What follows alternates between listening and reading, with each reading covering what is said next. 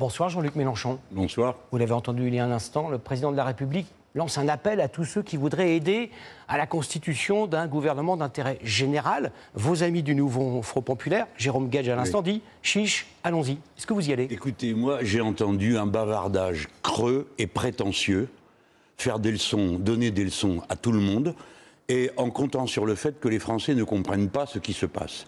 Monsieur Boulot, s'il y a eu censure, c'est parce qu'il y a eu 49.3.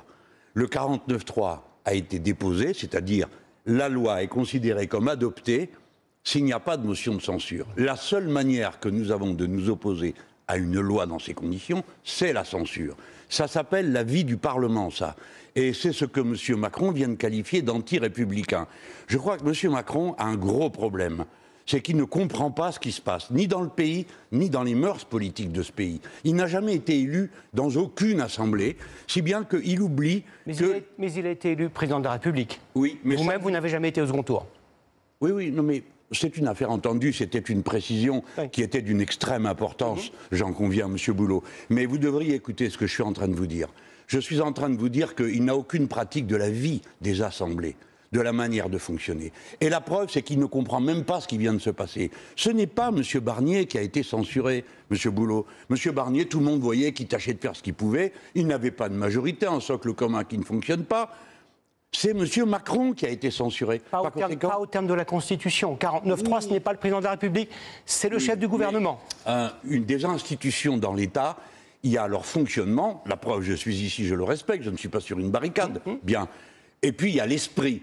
L'esprit, c'est qu'il doit s'en aller pour que le peuple puisse de nouveau voter. Pardon, je vais vous dire aussi autre chose qui m'a frappé. Il avait une tête tragique avec cette censure. Mais quoi, c'est pas la fin du monde.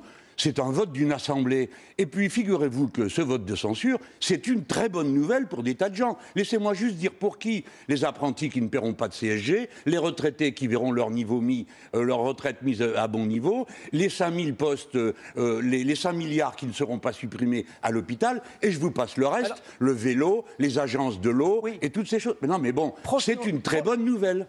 Projetons-nous dans l'avenir. Oui. Il y aura un Premier ministre. Quel doit en être le profil à vos yeux, pour que vous l'acceptiez, que vous ne le censuriez pas à nouveau?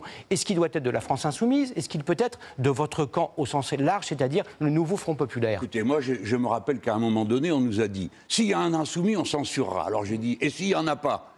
Alors on a déduit que nous n'avions pas l'intention de gouverner, pas du tout. S'il y a un parti à gauche qui a un programme, c'est nous, et nous seuls. Et puis il y a le programme du NFP qui existe. Mais je voudrais vous dire que il faut tenir nos paroles, nous, les gens de gauche, du nouveau Front populaire. Par conséquent, les gens n'en peuvent plus de vivre comme ils vivent. Si le prochain Premier ministre applique les mesures pour lesquelles nous avons été préférés, abrogation de la retraite à 64 ans, augmentation des salaires du SMIC, alors on le soutiendra. Sinon, on le combattra. Mais vous avez vu comment j'ai fait, comment mes amis ont fait. 156 amendements ont été adoptés à l'Assemblée. Donc, il faut arrêter de dire, vous êtes incapable de compromis. La preuve, il y en a eu 156 de faits. Alors, vous appliqueriez la censure à tout candidat Premier ministre, pourrais-je dire, qui ne serait pas membre du nouveau Front populaire, d'un des partis du nouveau Front populaire. Mais vous prenez très mal les choses. Le président vient de dire lui-même, en emberlificotant tout le monde, un gouvernement d'intérêt général. Mais qu'est-ce que ça peut bien vouloir dire? Tous les gouvernements du monde pensent qu'ils travaillent pour l'intérêt général. Monsieur Barnier pensait qu'il travaillait pour l'intérêt général. C'est pour ça qu'il y a des assemblées. C'est pour dire de quel côté va l'intérêt général. Eh bien, l'intérêt général, c'est que les gens n'ont assez de vivre dans un pays qui est le plus riche qu'il a jamais été de son histoire, et où on voit la misère, 150 000 emplois être menacés dans tout le pays, et ainsi de suite. Ils veulent donc des réponses. Eh bien, les Français ne peuvent pas échapper à leur sort d'adultes, citoyens, et ils veulent l'exercer. Choisissez, mesdames, messieurs, la politique du passé, 1 milliard de déficit de plus par M. Macron, ou bien une autre politique. Voyez-vous, M. Boulot, la France est un pays très spécial. Il ne change que quand il y est obligé. Eh bien, il est obligé aujourd'hui, car les vieilles recettes, celles de M. Macron, ne marchent pas. Tout fout le camp. Tout ce qui marchait en France ne fonctionne plus. Vous avez en tête le nom, le profil d'un Premier ministre qui vous satisferait? C'est pas mon rôle. Attendez de voir un président de la République ou une présidente insoumise. Et vous avez soutenu Lucie Castel il y a quelques semaines. Avez-vous un autre nom à l'esprit? Pourquoi? C'est pas le...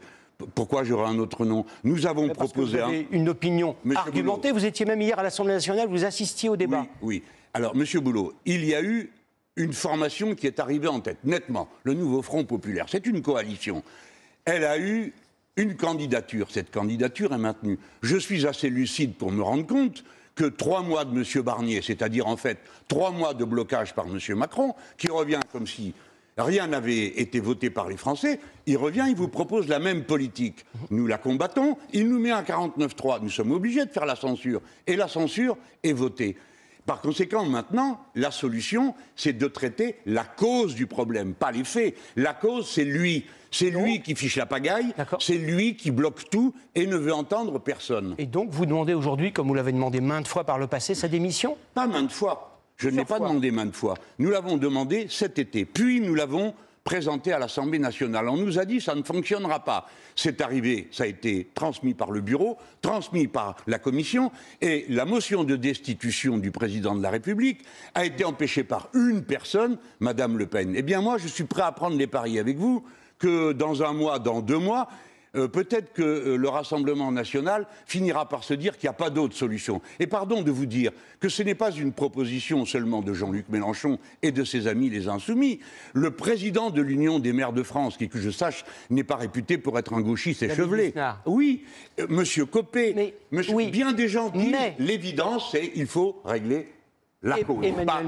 Emmanuel Macron a répété ce soir, c'est son droit le plus strict, qu'il resterait jusqu'à la dernière seconde du dernier jour de son mandat. Oui, il l'a dit. Vous acceptez cela? Non, mais il l'a dit. Il est légitime. Non, mais il est élu pour ça. Mais il l'a dit. Alors, on a compris aussi ce soir que lui est génial et tous les autres sont des imbéciles, parce qu'il nous appelle à la cohérence, etc. Il commence par nous traiter d'anti-républicains.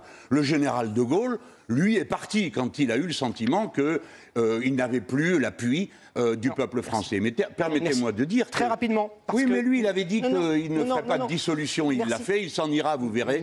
Parce qu'il y a la force des événements. Merci beaucoup, Jean-Luc Mélenchon, d'avoir répondu à nos questions sur TF1.